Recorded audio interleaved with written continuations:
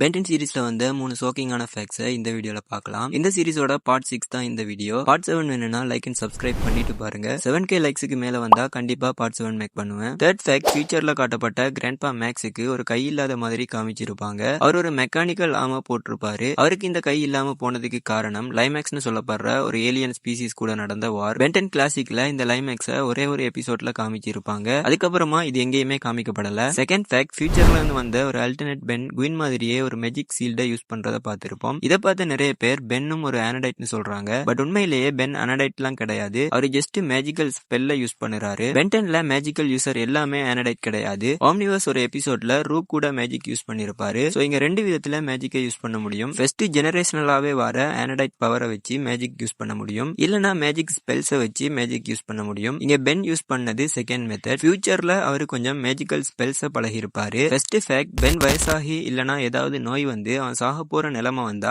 Omnitrix அவனை save பண்ணும். ஆம்னிட்ரிக்ஸால biological restoration பண்ண முடியும். ஆம்னிட்ரிக்ஸ்ல இருக்கிற என்டிடெத் ஃபெயில் சேஃப் மூலமா அவன் ஒரு இம்மோர்டலா இருப்பான். அதையும் தாண்டி ஏதோ ஒரு வகையில அவனோட ஹியூமன் பாடி இதுக்கப்புறமா யூஸே ஆகாதுன்னு ஒரு சிச்சுவேஷன் வந்தா அவனை ஏலியனிக்ஸா டிரான்ஸ்ஃபார்ம் ஆக்கி எட்டர்னிட்டிக்கும் அவன் உயிரோட இருக்கிற மாதிரி ஆம்னிட்ரிக்ஸால செய்ய முடியும்.